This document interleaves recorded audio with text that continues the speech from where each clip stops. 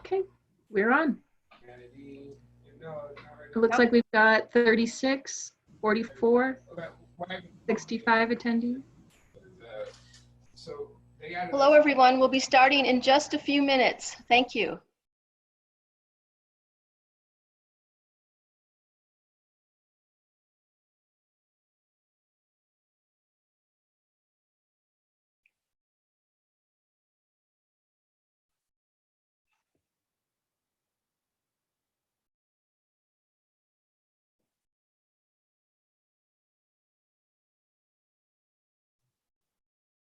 Again, thank you. If you're here, we're going to be starting in just a few minutes.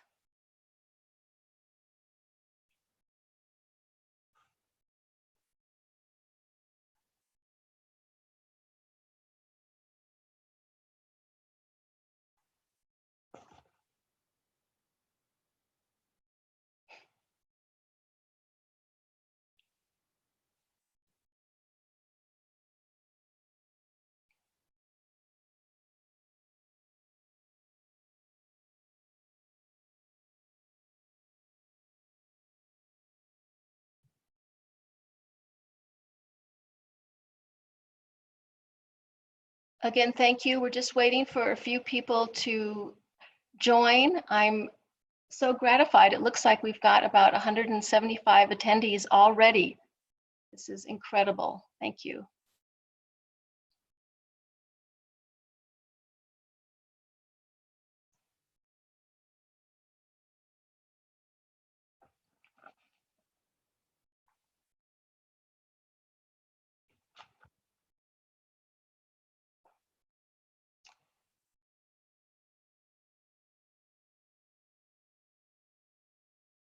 Okay.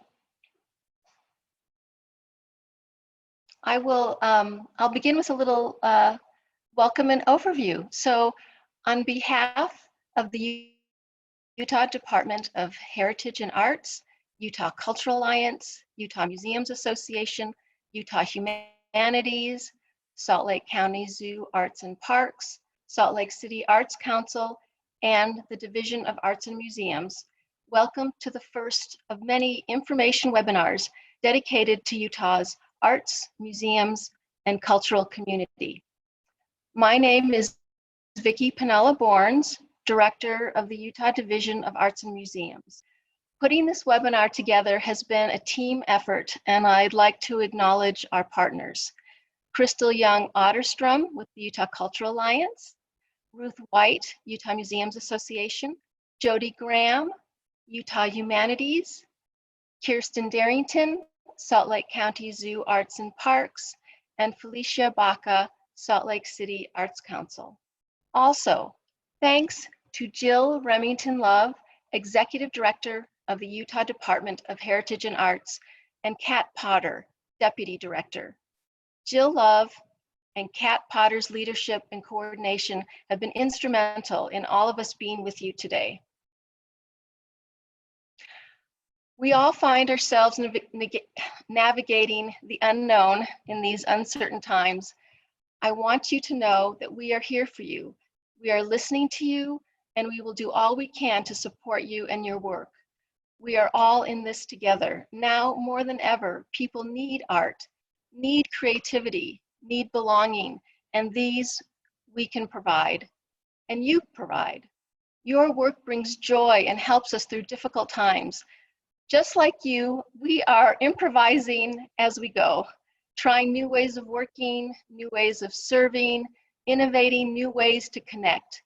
Each week, these webinars will bring different voices and opportunities to help Utah's cultural community. This is just a start. We're new at using this technology and appreciate your patience and understanding. There is a question feature that we encourage you to use. We have a couple of people who will be working to address your questions in real time, and those questions we may not get to will help us shape future webinars. There's also a chat function where we will post information and websites as we go through today's webinar. We appreciate your suggestions as we work to communicate with Utah's cultural sector. I am so grateful to live in Utah with such an innovative, creative, cultural community. We are also fortunate to have the steady leadership of Governor Gary Herbert and Lieutenant Governor Spencer Cox. They have made difficult and timely decisions that will flatten the growth curve of the coronavirus. They are providing consistent reassurance and confidence in Utah's ability to weather this uncertain climate. The COVID-19 state website is your source for accurate, clear information. Governor Herbert and Lieutenant Governor Cox understand and appreciate the role of the arts and cultural organizations for our community. They recognize how your work enlivens, entertains, and educates, as well as preserves and protects our cultural heritage. And they do not make recommendations to suspend programming and close facilities lightly. I want to thank all of those that have brought your services to the public online. I have seen art galleries go online, museums providing lesson plans and virtual tours, and dance classes brought to your living room. This is very reassuring and much needed. So thank you for your innovation to bring your resources to the public. During our presentation today, we will hear from Lieutenant Governor Spencer Cox, Chair of Utah's COVID-19 Task Force, Catherine Potter, Deputy Director of the Department of Heritage and Arts, who will provide an overview of COVID-19 mitigation efforts in Utah, particularly those applicable to cultural groups.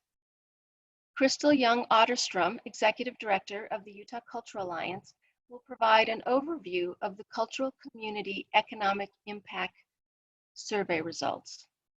Finally, I will share information regarding the Utah Division of Arts and Museums grant program, and Kat Potter will review federal, state, and city economic development resources. As a reminder, this is just the beginning of hosting these webinars. Additional topics and presenters will join us in the future. So to begin, I greatly appreciate Lieutenant Governor Cox's leadership of the COVID-19 task force. His efforts have been instrumental in keeping Utahns safe and healthy, and it is my honor to welcome Lieutenant Governor Spencer Cox to speak with us today. Thank you, Victoria and Kat and everyone who's on this call. Jill, thank you so much for giving me this opportunity. It's been just a crazy 2 weeks. I don't think any of us have ever maybe experienced anything quite like this, but we're grateful for your efforts and for what all of you are doing to help lift the spirits of the people here of the state of Utah. I told somebody the other day that I expect a true creativity burst from the people of our state who are spending time, some in isolation, some with their families, but all of us working for a common goal of trying to prevent the spread of this virus.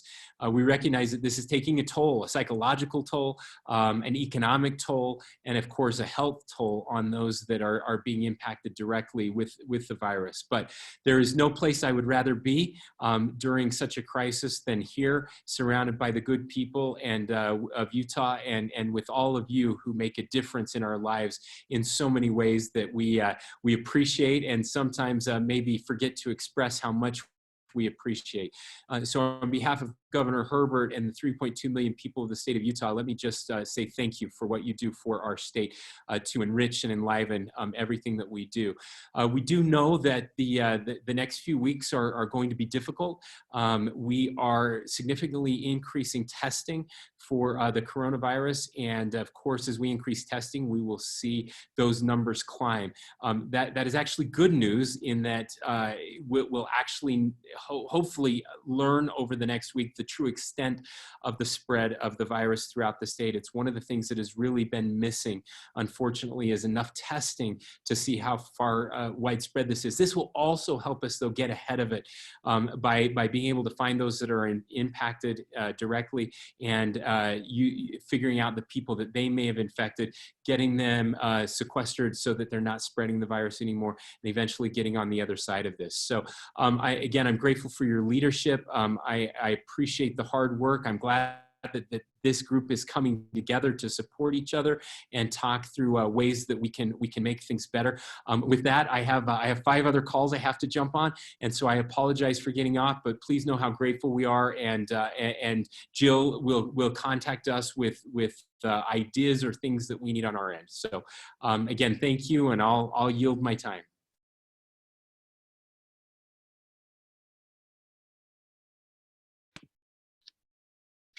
Thank you so much, Lieutenant Governor. We so appreciate your leadership at this time, and we really appreciate you taking the time out of your incredibly busy schedule to join us today. Thank you so much. So moving on, I'm just going to be brief with this section of our presentation because I'm going to say some information that we all know already, but I think it's worth reiterating.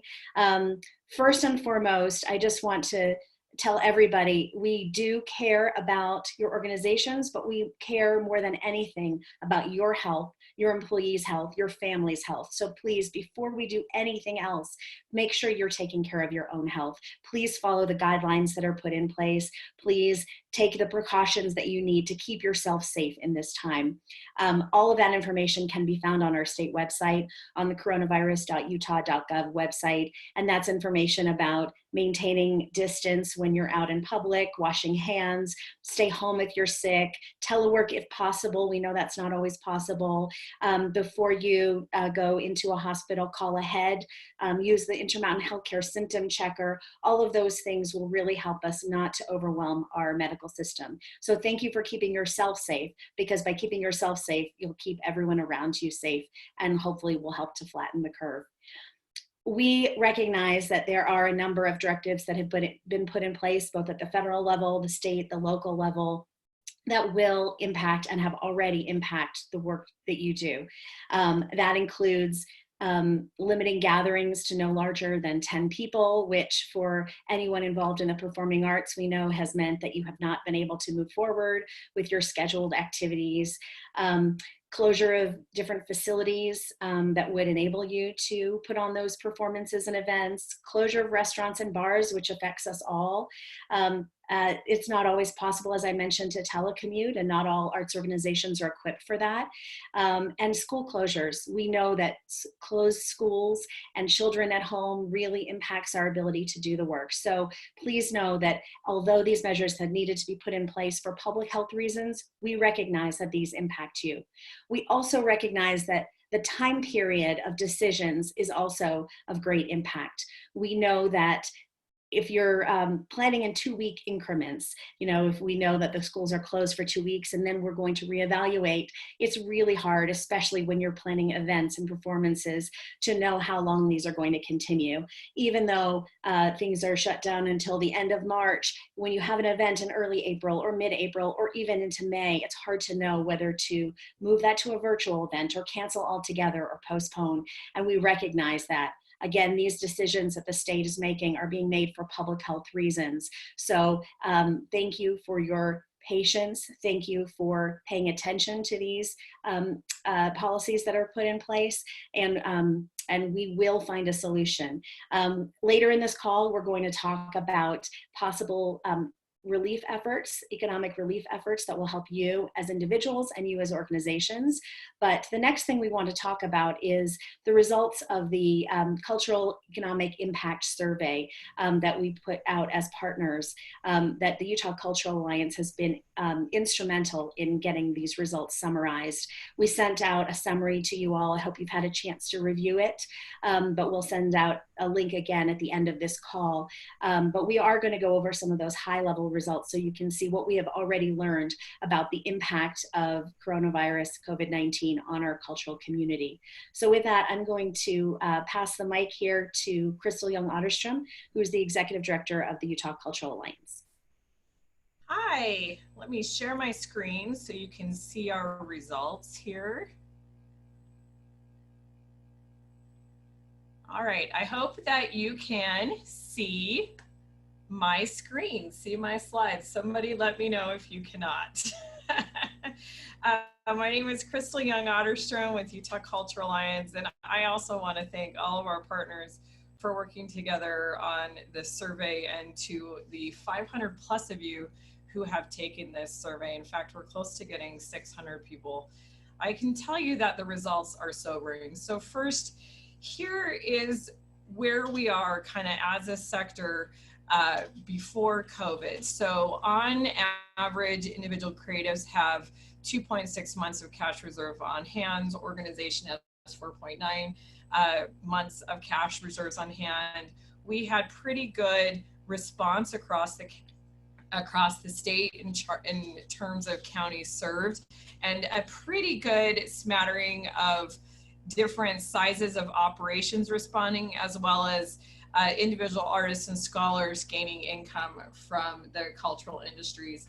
These survey results are the results of about 534 responses, 46.8% of whom were individual artists and humanities scholars or other individual cultural practitioners. 53.2% were cultural organizations. Of those, about 72.4% were nonprofits.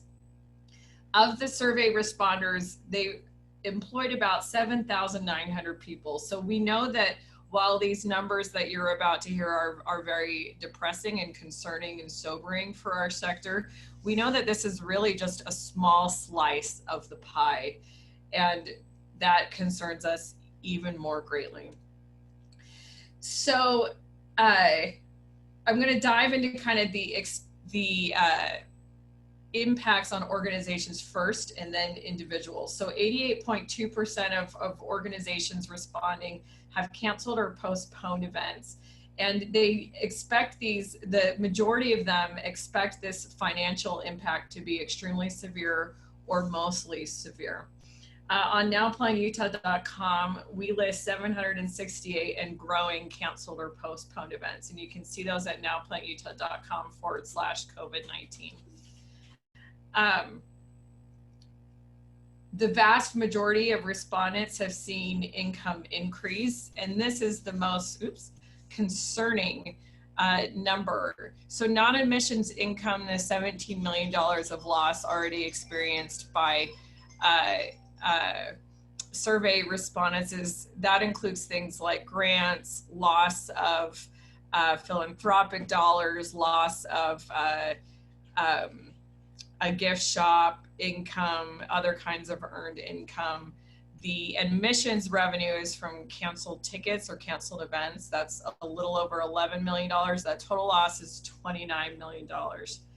Now looking at individual artists, again, large numbers of gigs, events, and contracts have been impacted. The vast majority are seeing 5 to 10 events canceled so far because of COVID. We asked them how this impacts their financial health, and as you can see, it's going to impact them. At least 3/4 will have a moderate amount. The majority will see a good amount or critical amount to their overall financial stability. They are pretty mixed as to, are their emergency needs in jeopardy? This is another sobering slide, like all of these slides, but I mentioned that about 7,900 jobs were the aggregate pre-COVID numbers. About 4,000 of them are in jeopardy, with another 642 terminated to date. And when they indicated that they were likely to lower salaries or lay off staff, about half of them said that they were, and so the actual numbers actually match what they indicated was likely to happen.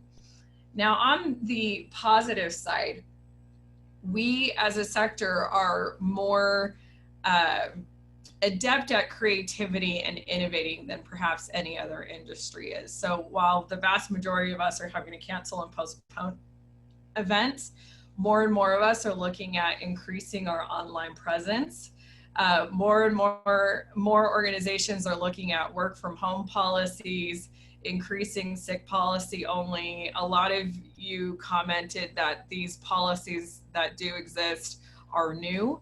Of course, what's concerning is almost 40% of orgs don't have such a policy for either. And so we encourage all of our organizations to be looking at those kinds of policies as you look to adapt to these changing circumstances. We are listing all virtual events on nowplanutah.com/virtual. This is just a screenshot of what the page looks like. You can let us know about your virtual events by sending them to events@nowplanutah.com, or you can submit them yourself through the site. Now, we make a number of recommendations to elected officials and decision makers in terms of how to help the sector. Of course, first and foremost is increasing grants and making them available, increasing SBA loans, helping us with sick leave and healthcare costs, etc. You can read through this, and Kat is going to talk you through some of the results that already exist. Last but not least, this is where you can find the report. So as your situation changes, we encourage you to take the survey again, or you can go back through your confirmation email and edit your results directly. If that's too hard for you, then take it again and we can dedupe it. We will update the result, the survey weekly, and send it out every Friday with the new numbers. So this Friday you can see the upcoming numbers. And with that, I give the microphone back to Kat, and she will talk to you about some of the financial resources that we have all been working on creating for you all. Thank you. Thanks, Crystal. I'm going to talk a little bit about financial resources that are available, and then Vicki will talk more about the Utah Division of Arts and Museums grants process and how that is evolving in response to the needs of the community. First of all, we know that there are economic stimulus packages being discussed at the federal level. Those are still in discussion in the Senate, and we will keep you updated as that moves forward, as things change moment to moment in terms of what that might look like for us. I can say that Americans for the Arts sent out an email this afternoon. Many of you probably saw it. The anticipated financial impact to our sector is $3.6 billion at this point. So it is significant. So that is a number that our federal legislators will see and hear and listen to, we hope. And so the current recommendations are for not only increased funding to the NEA that can be distributed then to the states, also to the National Endowment of Humanities, into the Institute of Museum and Library Services, to encourage and incentivize more charitable giving and more charitable giving quickly. So there are a number of provisions in that stimulus package that could roll down and help our organizations. So we will keep you updated as that moves forward. I do have to say, you know, there is a lot of uncertainty, and information is changing day to day and evolving, and we're learning of more opportunities. So this is by no means a comprehensive list. So please do check the Utah coronavirus webpage. There is a specific site that is specific to business resources, and that's coronavirus.utah.gov/business. And even though you are nonprofits, you still are businesses. So read through that. Not everything will be applicable, but quite a few of the opportunities that are available to small businesses also include nonprofits. So some of those include the small business disaster loans, which are available for nonprofits. In fact, there is a lower interest rate for nonprofits than there is for for-profit small businesses. And at this point, self-employed artists also seem to be included and eligible for small business loans as well, in addition to organizations. Salt Lake City has an emergency loan program that they have put in place. And this is for any organization of 50 employees or under that is a small business. It is a 0% interest rate. It's an excellent opportunity for some immediate funding. And please, if you're interested in this, take a look at this website, take a look at this today. There is a deadline of midnight tonight, so it is urgent. If you would like to be eligible, there may be future rounds of loans available, but for now, if this is something you're interested in, please look at this as soon as you get off of this call. You will need a guarantor for your loan, which is likely going to be your board chair, so please engage your board chair in that conversation so that you can move forward with that application process. In addition to that, as part of that program, our Salt Lake City Arts Council is part of the Economic Development Department, and Felicia Baca, who is the Executive Director of the Arts Council, will actually sit on the committee that is reviewing those loan applications. So she will keep a specific eye out for those of you that are cultural organizations. So please know that this is 100% available to cultural organizations and not just to for-profit small businesses. In terms of rent and mortgages, I know some of you may own your facility, some of you may rent, you may be concerned about rent payments. Some of the most severe penalties have been suspended in terms of foreclosures and evictions, but a lot of that is lender or landlord dependent. I encourage you to reach out to your landlord or your bank or your lender and find out what their policies are and find out if they will work with you to give you some kind of break on your immediate mortgage payment or rent. There is a sense of community and collaboration. Everyone wants to do what they can. So never hesitate to ask. Always ask if there is a willingness to help.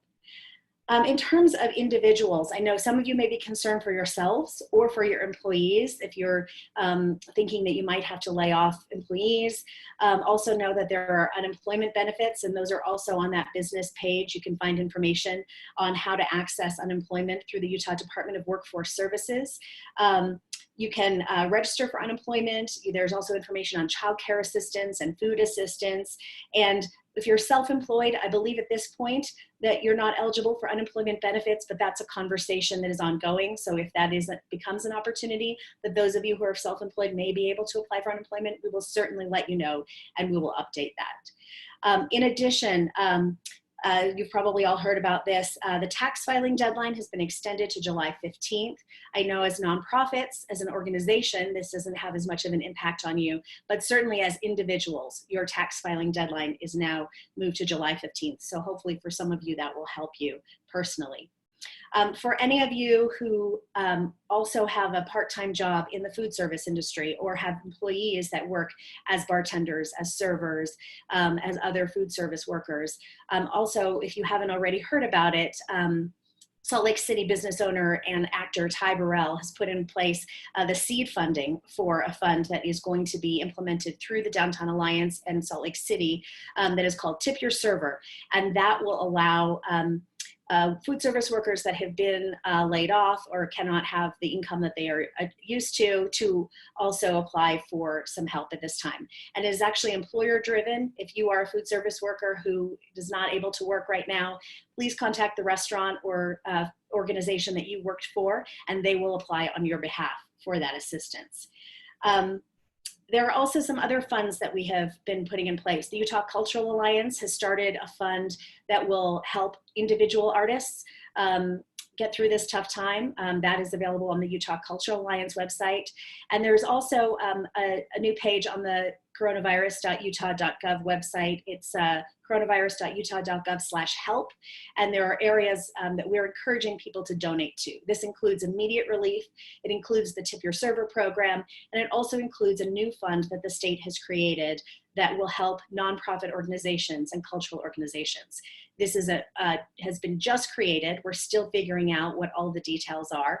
We're working with the philanthropic community to provide additional funding, and we hope to make more information on that fund available to you soon about how to apply. But this will specifically be for nonprofit and cultural organizations to apply for some economic relief in this time period. Again, everything is evolving day to day, so please keep checking back on these sites and we will continue to email you updated information. Finally, I encourage you to be as innovative as possible. It's not always possible for arts organizations to pivot and shift when we're a service-based organization that thrives on live interaction, but it is amazing what can be done in this period where we're all stuck in our own little bubbles through online resources. I've already seen online dance classes, online yoga classes, poetry readings, reading time from libraries, whatever you can to keep that connection with your audiences. You know, whether you are generating income from it or not, that will help them to feel connected to you, to feel like you're still a part of their lives, and that maybe they'll realize that they need to keep supporting you, and perhaps, I know it's a difficult time, but perhaps even provide donations where they might not have been your major funders in the past. So keep those connections alive and keep your work alive. it's being done in the restaurant industry, and I know some arts organizations are doing it as well. If you can think ahead and sell gift certificates or gift cards and ask people to think ahead to their Christmas gifts now, that might be a way also to bring in some income. Those are just small fixes, but just some thoughts. I know you're already thinking in this way. Again, we'll continue to update you, and I'm going to now pass it back to Vicki to talk a little bit about the grant program at the Utah Division of Arts and Museums. Thank you so much, Kat. So as a staff, we are communicating with our colleagues all over the country, learning how they are handling this situation. There have been calls with the National Assembly of State Arts Agencies, grant makers in the arts, and we have joined other webinars.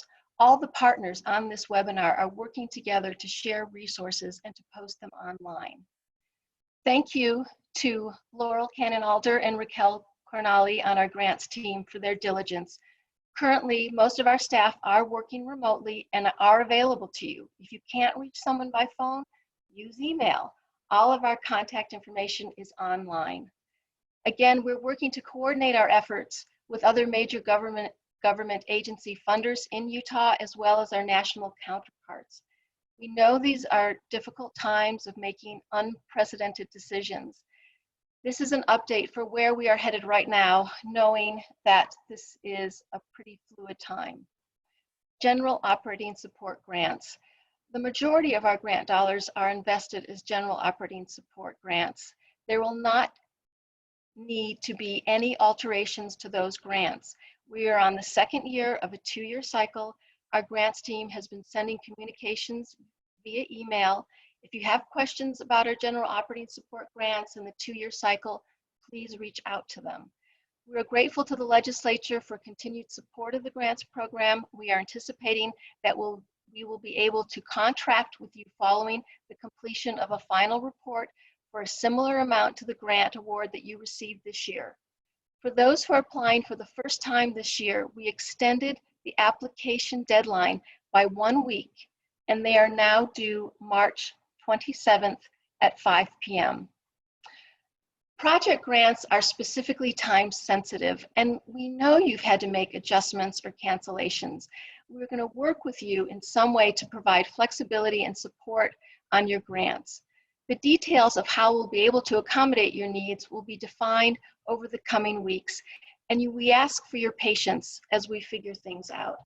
Please rest assured that we stand ready to assist our applicants and awardees in the coming weeks and months, and we will continue to keep in contact with you. Thank you for so quickly responding to the Cultural Impact Survey so that we have good information to work from. One of the roles in representing the cultural sector of the state is to gather and help to communicate this type of information. We are grateful to have been able to partner with Utahns for Culture, Utah Museums Association, Utah Humanities, Salt Lake City Arts Council, and the Salt Lake County ZAP program to coordinate this effort. Thank you for your candor about your current situation and what you find yourselves dealing with. I take solace in knowing that we are all in this together. The work that you are doing is important, perhaps now more than ever.